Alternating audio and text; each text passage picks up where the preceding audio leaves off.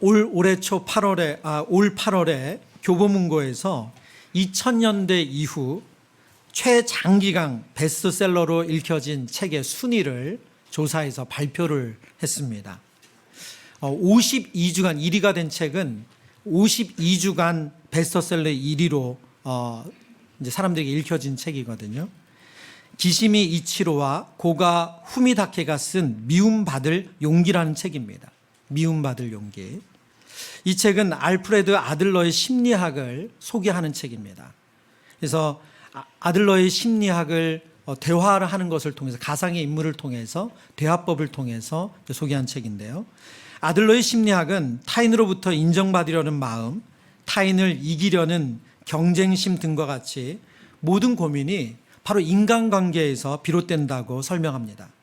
따라서 행복해지기 위해서는 타인의 시선과 인간관계로부터 자유로워져야 하고, 그렇게 자유로워지기 위해서는 미움받을 용기를 가져야지만 자유로워질 수 있다는 것이 이 미움받을 용기의 핵심적인 내용이거든요. 이 책에 이제 구체적인 한 사례를 소개하는데, 그러니까 직장인 가운데 정말 나는 성실하게 열심히 일을 하는데 직장 상사가 이유를 알 수 없는데 내가 열심히 하는 것을 인정해 주지 않고 고가를 좋은 점수를 주지 않고 그랬을 때 보통 그 부하 직원의 마음이 갖는 심리적인 마음은 뭐냐면 더 잘하려고 애쓴다는 거예요. 그리고 저 사람이 왜 날 미워할까? 그걸 자꾸 생각하게 되고 어떻게든 맞춰주려고 애쓰는 그런 마음을 갖게 된다는 거죠. 그런데 이 미움받을 용기에 보면 자신이 할 수 있는 최선을 다했음에도 불구하고 그 직장 상사가 이유를 알 수 없지만 미워한다면 그것은 그 사람의 문제라는 거예요. 그 사람의, 내가 부하 직원의 문제가 아니라. 그렇기 때문에 그것부터 자유로워져야 된다. 이제 이런 것이 이 아들러의 심리학을 소개한 내용입니다. 제가 요한복음 15장 이 오늘의 본문 이 후반부의 말씀을 묵상하다가 미움받을 용기라는 이 책 제목이 떠올라서 오늘 설교 제목을 미움받을 용기라고 적었습니다. 근데 주보를 보신 분들은 알았지만 주보에 오타가 났어요. 근데 이 오타가 정말 신기하게 그대로 읽혀집니다. 믿음 받을 용기. 그래서 처음에는 저희도 누구도 이게 오타라고 발견하지 못했어요. 네. 근데 이 오타를 제가 만든 거예요, 제가. 그래서 여러분, 예수님께서 오늘 하신 요한복음 15장 후반부에 내용은 아들러가 이야기하는 그런 행복을 위한 우리가 자유해야 되고 다른 사람 신경 쓰지 말아야 되고 그와 전혀 다른 이야기입니다. 그러나 분명한 것은 이 땅에서 예수님의 제자 곧 그리스도인으로 살아간다는 것은 미움받을 용기를 가지고 있어야 된다는 거예요. 그것이 필요하다는 겁니다. 성경은 그리스도인들에게 예수님을 믿는 순간 모든 인생의 길이 꽃길이 된다고 약속하지 않았습니다. 거짓 복음이라는 책이 있습니다. 이 책의 저자는 제랄드 윌슨 목사님이신데요. 이 거짓 복음이 책이 원제고 그 원제 앞에 부제가 붙었어요. 교회를 위협하는 사탄의 거짓말. 교회를 위협하는 사탄의 거짓말 8가지를 이제 거짓 복음으로 소개합니다. 근데 그 첫 번째가 뭐냐? 하나님은 오직 내가 행복하길 바라셔. 하나님은 오직 내가 행복하길 바라셔. 이게 사탄이 교회에게 주는 거짓말이라는 거예요. 여러분 언뜻 들으면 이게 왜 거짓말이지? 그런 생각을 할 수 있습니다. 이것은 우리가 한번 생각해 보죠. 신앙생활 할 때 우리는 하나님이 주실 회복 그리고 번영, 축복을 기대합니다. 성경은 분명 하나님의 자녀들에게 생명을 약속하셨고 회복을 약속하셨고 번영을 약속하셨고 축복에 대해서도 약속하신 말씀이 있습니다. 그러나 그것만 말씀하신 것은 아니라는 거예요. 예수 믿으면 모든 것이 잘 된다. 예수 믿으면 모든 질병으로부터 고침을 받는다. 예수 믿으면 우리 자녀들이 좋은 대학 간다. 그것만 약속하신 것이 아니라는 거예요. 그런 번영과 축복만 약속하신 것이 아니라는 겁니다. 성경은 고난과 핍박에 대해서도 말씀하고 있습니다. 저희가 매일 성경으로 요즘 욥기서를 묵상하고 있습니다. 욥기 내용은 무엇입니까? 까닭 없는 고난이죠. 의인에게도 고난이 있다. 그것이 욥기 아주 중요한 주제입니다. 그래서 하나님은 오직 내가 행복하길 바라셔 라는 이 말은, 이 내용은 반쪽 복음이죠. 그래서 사탄이 우리에게 주는 거짓 복음이라는 겁니다. 행복이 삶의 목적이 최우선이 되면 우리의 행복을 방해하는 사람이나 사건, 그 일은 우리를 회방하는 사람이 되고 맙니다. 그리고 우리의 행복을 책임지지 못한 하나님은 무능하시거나 선하지 않은 분이 되어버립니다. 예수님은 제자들에게 반쪽 복음이 아닌 성경이 말씀하시는 온전한 복음을 알려주시길 원하셨습니다. 온전한 복음 안에 있는 내용은 무엇입니까? 로마서 8장 18절의 말씀인데요. 우리 같이 한번 읽어보겠습니다. 생각하건대 현재의 고난은 장차 우리에게 나타날 영광과 비교할 수 없도다. 성경은 우리에게 영광을 분명 약속하십니다. 그러나 영광만 있다 말씀하시는 것이 아니라 고난도 있다고 말씀하세요. 이 땅에서 우리의 삶에 고난이 있는 것, 고통이 있는 것, 그건 이상한 것이 아니라 있을 수 있는 거라는 거예요. 요한복음 15장은 예수님의 고별 설교라고 말씀드렸습니다. 예수님께서 이 말씀을 하시는 시점에 제자들은 불안하고 근심했고 두려웠습니다. 왜냐하면 예수님께서 반복적으로 너희들이 나를 따라올 수 없다. 그리고 나는 너희들을 떠날 것이다 말씀하셨기 때문에 그렇습니다. 근데 이렇게 분위기가 안 좋은데 오늘 본문에 보면 예수님께서 또 어떤 얘기를 하시는 거예요? 세상이 너희를 미워할 거다. 이렇게 제자들이 안 그래도 근심하고 안 그래도 두려운 상황에서 왜 예수님은 제자들에게 세상이 너희를 미워할 것이라는 이야기를 굳이 하셨을까요? 요한복음 16장 1절, 이 15장을 마무리하면서 16장 1절에서 예수님은 그 이유를 알려주세요. 16장 1절입니다. 내가 이것을 너에게 이름은 너희로 무엇을 하지 않도록요? 실족하지 않게 하려 함이니. 실족하지 않게 하려 함이니. 예수님께서 세상이 너희를 미워할 거다. 제자들로 하여금 세상이 너희를 미워하는 일이 생길 거야. 이 말씀을 하신 이유가 뭐냐면 그들이 넘어지지 않도록, 실족하지 않도록 하기 위함이래요. 실족하다라는 단어가 헬라어로 스칸달리조라는 단어인데요. 이 단어는 넘어지다, 실족하다는 뜻도 있지만 죄 짓게 하다, 믿지 않다라는 뜻도 가지고 있습니다. 예수님이 그들에게 세상이 너희에게 미워하는 일이 생긴다라는 것을 미리 알려주신 이유가 무엇입니까? 그들이 이런 일을 당했을 때 예수님을 믿는 믿음에서 떠나지 않게 하시기 위함이라는 거예요. 그들의 믿음이 흔들리는 것을 예수님 미연에 막기 위해서 오늘 이 말씀을 주셨다는 거예요. 똑같은 이 예수님이 오늘 하신 말씀과 똑같은 취지를 가지고 사도 요한이 초대교회 성도들에게 이렇게 이야기합니다. 요한일서 3장 13절의 말씀입니다. 우리 같이 읽어보죠. 형제들아, 세상이 너희를 미워하여도 이상히 여기지 말라. 세상이 너희를 미워하여도 이상히 여기지 말래. 저와 여러분이 그리스도인으로서, 저와 여러분이 신앙인으로서 세상 가운데 살아가면서 예수 믿는다는 이유만으로 누군가에게 조롱을 받고 그리고 불이익을 당한다면 그건 이상한 일이 아니라는 거예요. 그럼 왜 세상은 예수님을 믿는 우리를 미워할까요? 성경이 먼저 말씀하시는 세상이 무엇인지를 설명하는 게 먼저일 것 같습니다. 오늘 본문에서 세상이라는 단어는 헬라어로 코스모스입니다. 이 코스모스라는 헬라어는 성경 안에서 하나님을 떠난 세계, 하나님을 거스르는 인간 사회, 하나님의 목적에 반대하는 인간 제도라는 의미로 쓰였습니다. 요한일서에서는 이런 세상의 대표적인 것을 세 가지로 설명해요. 육신의 정욕, 안목의 정욕, 이생의 자랑. 이것이 세상이 추구하는 거라는 거예요. 곧 세상은 무엇이냐면 하나님 없는 질서와 체계가 바로 세상이라고 성경이 말씀하는 겁니다. 그 세상이 우리를 미워한다는 거예요. 오늘 요한복음 15장 이 후반부의 내용은 세상이 우리를 왜 미워하는지 그 이유를 하나씩 설명해 주고 있습니다. 그런데 이 이유를 우리가 묵상하다 보면 세상 속에서 그리스도인 된 우리가, 제자 된 우리가 어떻게 살아야 하는지를 또한 깨닫게 됩니다. 그래서 오늘은 이 두 가지의 주제를 함께 말씀을 통해서 나누도록 하겠습니다. 먼저 세상이 우리를 미워하는 이유입니다. 그 첫 번째는 우리가 예수님의 택함을 받았기 때문이래요. 요한복음 15장 19절의 말씀인데요.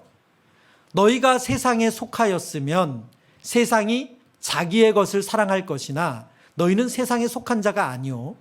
도리어 우리 강조한 표현은 같이 읽어보겠습니다. 내가 너희를 세상에서 택하였기 때문에 세상이 너희를 미워하느니라. 아멘. 아멘.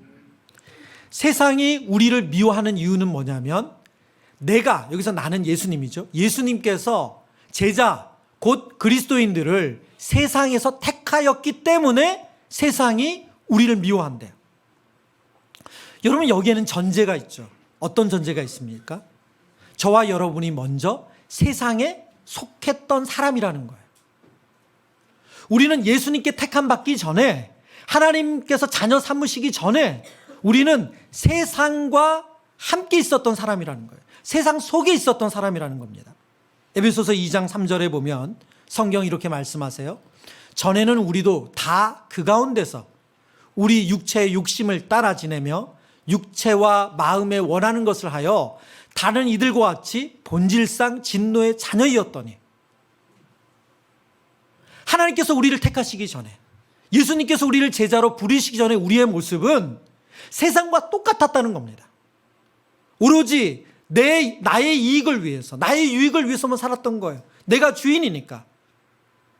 내 기분이 나쁘면 함부로 누구를 험담하고 누구를 욕하는 것, 그거 아무렇지도 않았다는 거예요. 왜요? 내가 주인이니까. 그리고 나의 이익을 위해서 거짓말하는 거, 혹은 남을 조금 속이는, 의도적으로 속이는 것까지도 괜찮았다는 거예요. 왜요? 내 인생에서 나의 유익이 가장 중요하니까. 그게 세상인데 우리도 그 세상 속에서 똑같이 살았다는 거예요. 우리도 다 그 가운데서 우리의 육체의 욕심을 따라 지내며 우리의 마음에 원하는 것을 하여 그러던 우리를 하나님께서 그 세상 가운데서 택하여 주셨습니다. 우리를 자녀 삼아 주셨다는 거예요. 그래서 이제는 더 이상 우리가 세상과 짝하질 않아요. 세상과 동조하지 않습니다. 그때부터 세상이 우리를 미워하기 시작했다는 거예요. 여러분, 우리가 영화나 드라마를 보면 이제 보통 이제 이 힘쓰는 분들이 있잖아요. 우리가 조직에 들어가 있는 분들. 그러니까 말하자면 이제 어둠에 사시는, 보통 어둠의 뭐 사회 뭐 이렇게 표현하잖아요. 그 중에 여러분, 그 한 사람이 나 이제 더 이상 이 조직 생활 이렇게 사는 거, 이 어둠에 일하는 거 마음에 들지 않아. 나 새삼을 살 거야. 그리고 그 조직을 떠나는 일이 있다고 하자고요. 그럼 여러분, 그 조직원들이 새삼을 살겠다고 나가는 그 조직원을 보면서 쿨하게 잘 가. 그래, 너라도 제 빛 가운데로 살아라. 여러분, 그러는 조직원들이 있습니까? 그렇죠. 여러분, 같이 그 조직 안에 있을 때는 자신들의 모든 것을 내어줄 것처럼 친형제보다도 더 그들을 아끼면서 그들을 보호하고 그들을 지켜주지만 그 조직을 떠나는 그 순간부터는 원수가 돼요. 전혀 다른 세계 사람이 돼서 원수가 되죠. 오늘 성경이 우리에게 꼭 그것처럼 우리가 죄 가운데, 우리가 세상 가운데서 세상과 짝하여 살 때는 세상이 우리를 전혀 건드리지 않는다는 거예요. 미워하지 않는다는 거예요. 그러나 우리가 거룩한 하나님의 자녀로서 부름받아서 그렇게 살아내려고 하면 그때부터 세상은 우리를 조롱하고 우리를 공격하고 우리를 비난하고 우리를 어렵게 한다는 거예요. 신방을 하면서 종종 우리 성도님들 가운데 그런 말씀 하시는 분들이 계세요. 목사님, 신앙생활 하면서 참 많은 변화가 있는데요. 좋은 거 많고 이런데 이상하게 신앙생활 하면 시간이 연수가 지날수록 이전에 알던 친구들과 멀어지기 시작한다는 거예요. 그래서 이렇게 연말이 되면 모임도 많았는데 점점 그런 모임도 덜 나가게 되고, 그리고 그 모임 나가서 하는 이렇게 대화나 이야기에도 본인이 그렇게 마음이 자꾸 이렇게 가지 않고, 그러다 보니까 점점 이전에 알던 친구들과 이 관계가 멀어진다. 그런 이야기를 하시는 분들이 있어요. 여러분, 같이 뭐 거하게 술도 한잔 하시고, 그리고 막 이런 술 드시면서 뭐 이런저런 얘기도 막 마음 편히 하시고, 그리고 정말 그 아무렇지도 않게 내 중심으로 살 때는 그런 게 아무렇지도 않았어요. 그러나 하나님의 택함 받은 자녀가 되고 나서는 그 자리에서 가서 앉아 있는 것도 불편해지기 시작하고, 그리고 그분들이 나누는 이야기에 같이 고개를 끄덕이고 맞장구 치는 게 불편해지기 시작하는 거죠. 왜 그렇습니까? 이제 우리의 삶의 주인이 바뀌었기 때문에 그런 거예요. 내 삶의 주인이 예수님으로 바뀌고 나니까, 그 지향점이 달려지니까 전혀 그 공동체와 이질적으로 느껴지는 거예요. 그래서 우리는 세상으로부터 미움을 받게 됩니다. 세상이 우리를 미워하는 이유 두 번째로, 세상이 예수님을 미워하기 때문이라고 오늘 성경은 말씀하세요. 18절과 오늘 15장 18절과 20절의 말씀인데요. 18절의 말씀을 제가 먼저 읽습니다. 세상이 너희를 미워하면 너희보다 먼저 나를 미워한 줄 알라. 20절의 말씀 같이 읽어보겠습니다. 내가 너희에게 종이 주인보다 더 크지 못하다 한 말을 기억하라. 사람들이 나를 박해하였은즉 너희도 박해할 것이요 내 말을 지켰은즉 너희 말도 지킬 것이라. 아멘. 지금 예수님께서 세상이 우리를 미워할 때 우리가 기억해야 될 것이 있대요. 그게 뭐냐면 세상이 우리를 미워하기 이전에 예수님을 미워했다는 거예요. 세상은 예수님을 미워합니다. 그리고 또 하나 20절에 뭐라고 말씀하세요? 종이 주인보다 더 크지 못하다 한 말을 기억하라. 이 말은 무슨 뜻이냐면 우리가 이 땅에서 어떤 고난을 받아서 정말 내가 받는 고난이 가장 커, 그런 생각을 할 때가 있다면 예수님은 그보다 더 큰 고난을 받으셨다는 것을 기억하라는 거예요. 예수님은 더 큰 핍박을 받으셨고, 그리고 그것을 우리를 위해서 하셨다는 것을 기억하라는 거예요. 요한복음에 보면 예수님께서 비유로 대조적인 비유를 쓰시는데요. 예수님을 빛으로 설명하시고 세상을 어둠이라고 설명하세요. 요한복음 3장 19절과 20절입니다. 그 정죄는 이것이니 곧 빛이 세상에 왔으되 사람들이 자기 행위가 악함으로 빛보다 어둠을 더 사랑한 것이니라. 악을 행하는 자마다 빛을 미워하여 빛으로 오지 아니하나니 이는 그 행위가 드러날까 하며. 예수님은 빛이시고 세상은 어둠인데 왜 어둠인 세상이 빛인 예수님을 미워한다고 말하고 있죠? 그 이유는 뭐냐면 빛이 어둠 가운데 있을 때 어둠 안에 있는 악을 드러낸대요. 그 세상의 실체인 그 악한 모습을 드러내게 한다는 거예요. 그래서 세상은 빛이신 예수님을 미워한다는 거예요. 동일한 것이 저와 여러분이 하나님의 거룩한 자녀가 돼서 여러분이 있는 그 직장과 여러분이 있는 가정과 여러분이 있는 그 하나님 없는 그 질서 세계 속에 들어갈 때 우리가 거룩한 자녀로 살아내면 낼수록 어둠은 그 세상의 악함이 우리 때문에 드러나기 때문에 우리를 미워하게 된다는 거예요. 여러분, 성경을 보면 특별히 유대인들은 그들은 하나님을 잘 믿는다고 생각했습니다. 그들은 율법적으로 신앙생활을 하면서 그들은 그것이 하나님을 잘 예배하는 것이고 그리고 많은 사람들을 긍휼히 여기고 구제한다고 생각했어요. 그러나 빛이신 예수님께서 율법적으로 신앙생활하는 그들 앞에 등장하시니까 그들 안에 무엇이 나타납니까? 그들 속에 있는 너무나도 이율배반적인 신앙생활. 겉으로는 사람들을 긍휼히 여기는 것 같지만 속으로는 엄청난 탐심으로 살았던 그들의 모습. 그리고 하나님 앞에 신령하게 예배를 드리는 것 같지만, 그래서 정말 안식일에 아무것도 안 하는 것 같지만 사람에 대한 긍휼은 전혀 없는 그들의 악한 진실을 빛이신 예수님께서 다 드러내셨어요. 제자 훈련을 하다 보면 우리 성도님들 가운데 종종 이렇게 저에게 상담하시는 분들이 있어요. 이게 뭐냐면 훈련 한 2달, 석 달 지나면 이제 목사님 좀 잠깐 뵐 수 있을까요? 그리고 상담하시면서 하신 내용이 뭐냐면 이런 내용이에요. 목사님, 제가 훈련하기 전에 먼저 훈련 받은 분들에게 훈련 받으면 참 좋다. 너무 은혜가 되고 감사가 넘치고 그리고 특별히 말씀 보는데 더 깊어지고 그리고 동역자들 안에서 너무 좋다. 이런 얘기를 들었는데 사실 본인은 훈련 받으면서 너무 괴롭고 힘들다는 거예요. 목사님 언제 좋아지는 거예요? 그런 얘기를 하시는 거예요. 근데 그분이 이제 괴로움의 얘기 가운데 보통 등장하는 내용이 있습니다. 그게 뭐냐면 말씀을 이전에는 그냥 주일날 예배 잘 드리고, 그리고 예배 끝나고 봉사하고, 그리고 시간이 되면 주중 예배에 나와서 예배도 드리고, 또 하나님께서 주신 물질에 대한 감사로 헌금도 하고, 이러면 다 신앙생활 잘하는 줄 알았다는 거예요. 근데 제자 훈련하면서 매일 말씀을 읽고 또 말씀을 자세히 보다 보니까 너무너무 괴롭다는 거예요. 말씀에 비춰진 자기의 모습을 보면 내가 정말 교만했구나. 내가 정말 이중인격자로 살았구나. 내가 정말 하나님을 제대로 알지도 못하면서 안다고 착각하며 살았구나. 이런 진실을 마주하게 되니까 너무 괴롭다는 거예요. 여러분, 이것이 신앙생활하면서 우리가 마땅히 자연스럽게 지나가야 될 과정입니다. 그리스도의 제자가 되면서 마땅히 지나가야 될 과정이에요. 왜요?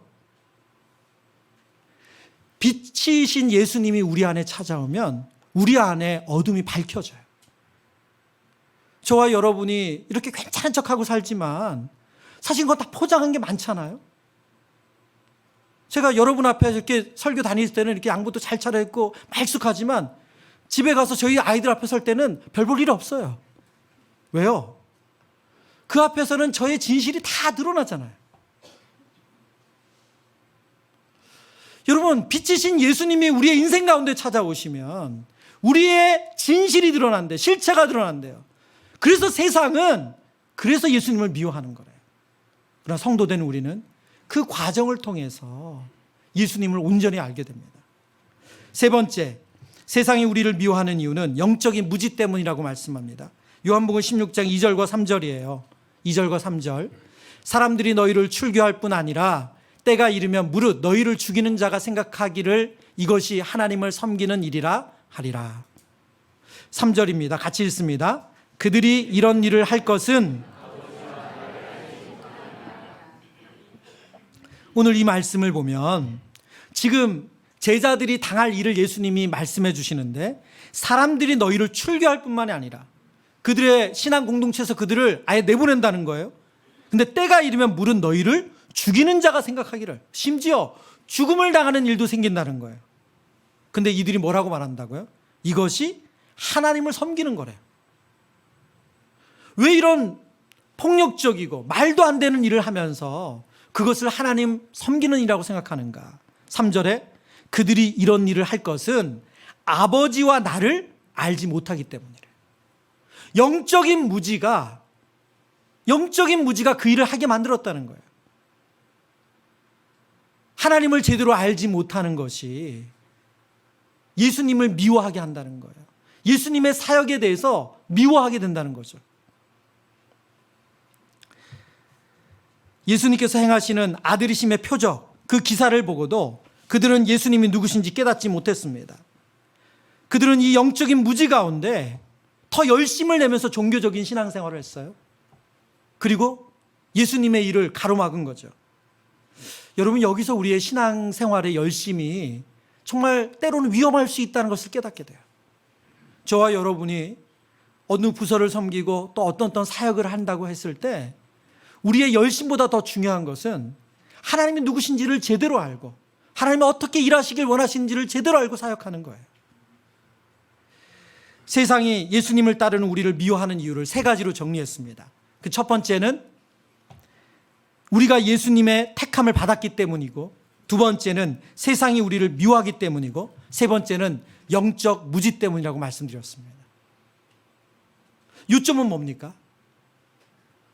세상이 볼 때 하나님의 자녀된 우리와 그리스도인은 똑같다는 거예요. 하나라는 거예요. 예수님을 미워했던 세상이 왜 제자들을 미워하고 그리스도인들을 미워하는가?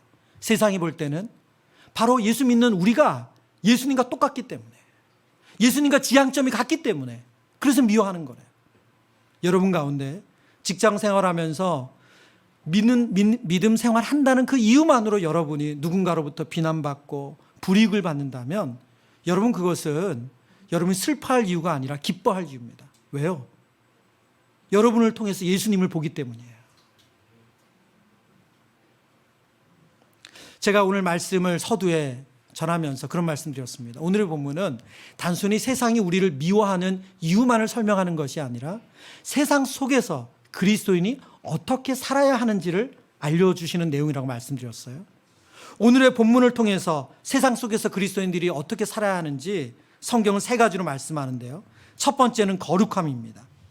하나님은 우리에게 일관되게 거룩함에 대해서 말씀하세요. 이스라엘 백성들을 종되었던 애굽에서 건져내시면서 하나님이 그들에게 바라셨던 것은 거룩함입니다. 구별된 하나님의 자녀로 사는 거예요. 레위기에 내가 거룩하니 너희도 거룩할지니라. 하나님께서 저와 여러분에게 바라시는 것 또한 똑같습니다. 저와 여러분이 기대하시는 것은 성공이 아니라 거룩함이라는 거예요. 세상이 우리를 미워한다고 해서 성경은 우리가 세상을 떠나야 한다고 말씀하진 않습니다. 예수님의 삶이 그것을 보여줘요. 그토록 세상은 끊임없이 예수님을 핍박하고 예수님을 모함하고 예수님을 조롱하고 그리고 예수님을 비난했지만 예수님은 세상 속에 계셨어요. 그들을 떠나지 않으셨어요. 구별된 삶은 우리가 세상 속에서 살아낼 때에만 영향력이 있습니다. 이스라엘 백성들을 하나님께서 가나안 땅, 그 가나안 땅의 지도를 하시는 분은 알지만 사통으로 통하는 지역이에요. 모든 오고 가는 위아래로 내려가는 나라들이 그 나라를 지나가야만 되고 볼 수 있는 나라입니다. 왜 그렇게 하셨어요? 하나님께서 그들을 통해서 구별된 하나님의 백성들을 보여주길 원하셨기 때문입니다. 설교 서두에 인용한 거짓 복음이라는 책의 첫 번째 거짓말이 하나님은 오직 내가 행복하길 바라셔 라는 말이라고 말씀드렸습니다. 그러면 하나님은 우리의 행복에 관심이 없으신가요? 아니요. 그런 뜻이 아니죠. 우선순위가 잘못되었단 말입니다. 책 내용을 제가 그대로 인용해 드릴게요. 우리를 향한 하나님의 궁극적인 관심이 우리의 거룩함이라는 것을 의미한다. 물론 거룩함은 행복을 배제하지 않는다. 서로 대립하는 관계가 아니다. 거룩하려면 필연적으로 불행해져야 하는 것이 아니다. 성경에서 하나님은 행복하신데 우리는 불행하다고 결론 내리는 것을 찾아볼 수가 없다. 거룩해지는 것은 구별되는 것이다. 하나님의 존재와 성품을 반영하는 모습으로 하나님께 순종하는 것이다. 이 사실이 중요하다. 여러분, 하나님께서 저와 여러분을 거룩한 하나님의 백성으로 택하셨습니다. 이게 우선순위라는 거예요. 그리고 그 안에 거할 때 우리는 하나님 주시는 참된 기쁨과 행복을 누릴 수가 있습니다. 그럼 오직 내가 행복하기를 바라는 것이 우선순위가 되면 하나님이 주인이 아니고 내가 주인 된 삶이죠. 거기에는 하나님의 영광이 없습니다. 저와 여러분을 하나님께서 왜 택하셨습니까? 하나님의 자녀로서 거룩함을 드러내므로 하나님께 영광을 돌리기 위해서 택하셨다는 거예요. 간혹이지만 성도님들 가운데 이런 기도 요청을 하시는 경우가 있어요. 목사님, 저 이것만 성공하면 제가 이제 앞으로 교회 봉사 열심히 할 겁니다. 주일 예배 안 빠질 겁니다. 그리고 헌금도 잘할 겁니다. 기도 부탁하시면서 이런 얘기를 하시는 경우가 있어요. 여러분, 근데 그 성도님이 놓치는 게 뭡니까? 하나님께서 우리에게 원하시는 것을 성공이라고 생각하는 거예요. 제가 이것만 잘 되면, 이것만 성공하면 저와 여러분에게 하나님이 기대하시는 것은 성공이 아니라 거룩입니다. 여러분, 저와 여러분이 하나님께서 허락하신 일들 가운데 그렇게 성공한 일도 있고 안 된 일도 있을 거예요. 그러면 그동안 열심히 수년간 혹은 더 그 이상을 애쓰고 수고해 왔는데 성공하지 못했다면 그 과정, 그 보낸 시간은 다 하나님께 영광이 안 되는 겁니까? 그렇지 않죠. 저와 여러분에게 하나님이 바라시는 것은 거룩함입니다. 그게 세상 속에서 그리스도는 우리가 살아가길 원하시는 첫 번째 모습이라는 거예요. 두 번째, 세상 속에서 그리스도는 어떻게 살아가야 하는가? 성령을 의지하는 것이라고 말씀합니다. 오늘 요한복음 15장 26절의 말씀 우리 한 번 더 소리내서 읽어봅니다. 내가 아버지께로부터 너희에게 보낼 보혜사 곧 아버지께로부터 나오시는 진리의 성령이 오실 때에 그가 나를 증언하실 것이요. 아멘. 오늘 15장 말씀의 결론 부분에 해당하는 내용이거든요. 예수님께서 세상이 너희를 미워할 것이다. 그것은 나를 미워하기 때문이다. 말씀하시면서 결론부에 가서 어떤 얘기를 하시냐. 바로 내가 아버지께로부터 너희에게 보낼 보혜사 곧 진리의 성령이 오실 때 그가 나를 증언한다. 예수님께서 왜 굳이 이 이야기를 하시는 겁니까? 여러분, 우리가 세상 가운데서 그리스도인답게 하나님의 자녀답게 살아가는 것은 우리의 힘으로 되어지는 일이 아니라는 거예요. 여러분, 봉사하면서 우리가 간혹 시험이 들 때가 있습니다. 봉사하면서 좋은 게 아니라 어려울 때가 있어요. 제가 오늘 사역박람회인데 자꾸 이게 봉사에 대한 어두운 면을 얘기하네요. 예. 여러분, 근데 왜 우리 안에 그런 일이 생깁니까? 그 봉사를 성령을 의지하기보다 내가 지금까지 해왔던 거, 내가 세상에서 알고 있던 지식, 여러분, 그거를 가지고 와서 봉사를 하면 교회 안에서 여러 어려움을 만날 수밖에 없어요. 여러분, 우리가 세상에서도 거룩함을 드러내야 되지만 교회 안에서도 구별된 하나님의 자녀로서 봉사해야 됩니다. 그게 어떻게 가능합니까? 바로 성령을 의지함으로 가능한 거예요. 여러분, 우리가 직장 생활하면서 어떻게 우리가 거룩한 하나님의 자녀답게 나를 미워하고 그리고 나를 왕따시키고 또 나에게 불이익을 주는 그 사람들에게 우리가 어떻게 그들을 선대하고 잘해줄 수가 있어요? 우리의 그냥 인간적인 성정으로는 안 되는 일이에요. 근데 어떻게 그 일이 가능합니까? 성령께서 하나님의 크신 사랑을 깨닫게 하셔서 은혜를 주시고 지혜를 주시면 가능해요. 나를 밀어내려고 하고 나에게 불이익을 주려고 하고 정말 눈에 보이게 뻔하게 속임수를 써도 그것을 감내하면서 사랑하고 섬기고 그리고 그 일을 감당할 수 있는 것은 우리 안에 성령께서 은혜를 주실 때만 가능하다는 거예요. 그러지 않고 내 성정으로 그걸 하려고 그러면 여러분, 그거는 어떻게 됩니까? 결국 그거는 가식이에요. 결국은 참다가 더 큰 화를 내거나 더 큰 증오를 표현하는 것이 우리의 연약한 모습입니다. 그러나 성령의 사람은 다릅니다. 저와 여러분이 하나님 맡겨주신 직장생활 가운데 가정에서 정말 저와 여러분의 힘이 아니라 성령을 의지함으로 그 일을 하기를 축원합니다. 그래서 오늘 제가 말씀을 준비하다가 그런 생각이 들었어요. 우리 성도님들 가운데 정말 이 교회 안의 봉사보다 더 절박한 가정이 있을 수 있잖아요. 가정이 봉사야. 가정에 다 믿지 않고 정말 홀로 외롭게 고군분투하며 신앙생활 하시는 분, 그런 분이 계시다면 그분은 봉사를 안 해도 되는 자유를 누리고 싶어요. 왜요? 그 가정이 사역지잖아요. 여러분이 정말 직장생활 속에서 나는 내 직장이 사역지다, 정말 이곳에서 내가 믿는 자로서 본을 보이고 거룩함을 드러내기 위해서 너무너무 애쓰고 살다, 그래서 주일이면 에너지가 없다, 정말 그런 분들에게 자유함을 드리고 싶습니다. 왜요? 하나님께서 성령을 의지함으로 그 사역하는 사역지로 주신 거잖아요. 근데 물론 그렇게 사신 분들에게만 자유함을 드리고 싶어요.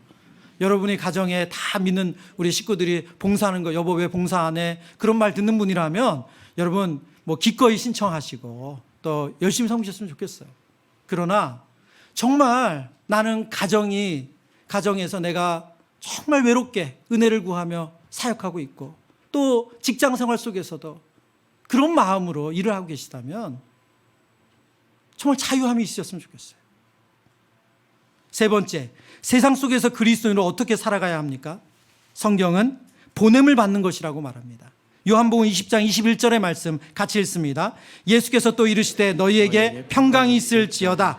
아버지께서 나를 보내신 것 같이 나도 너희를 보내노라. 아멘. 예수님께서 부활하신 이후에 제자들에게 찾아오셔서 아버지께서 나를 보내신 것 같이 나도 너희를 보낸다 말씀하십니다. 어디로 보내신다고요? 바로 세상으로 보내는 거예요. 예수님은 세상으로 보냄을 받으셨어요. 동일하게 이제 예수님께서 성령을 우리에게 약속하시면서 세상으로 우리를 보내십니다. 저와 여러분이 세상 속에 그리스도인으로 살아가야 됩니다. 우리가 은혜 받아서 우리가 우리 안에서만 좋은 것이 아니라 그 은혜를 세상 안에서 거룩함으로 드러내셔야 돼요.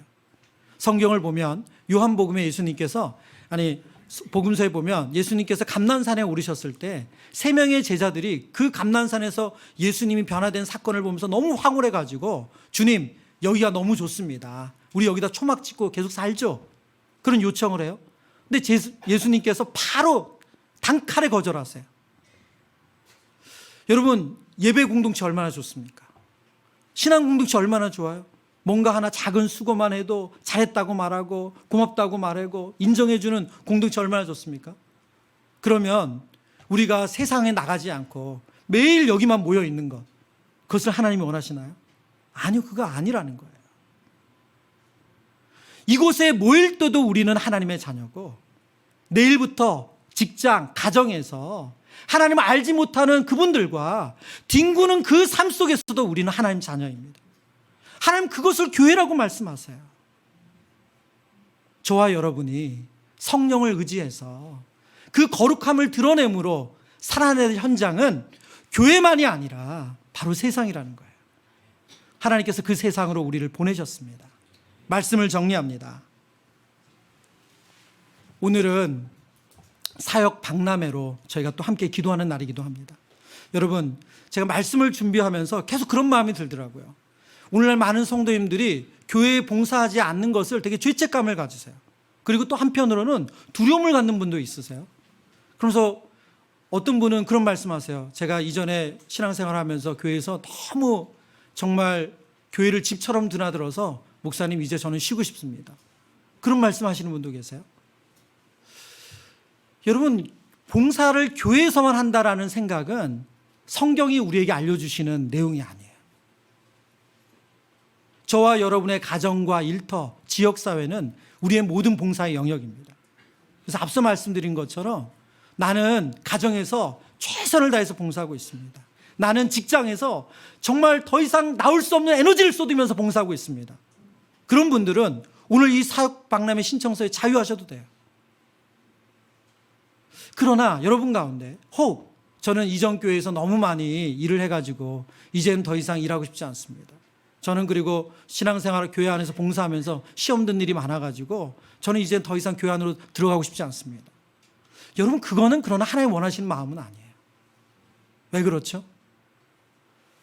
하나님은 세상 속으로 들어가라고 하시는데 공동체 안으로 들어가는 것도 겁을 내시면 어떡해요?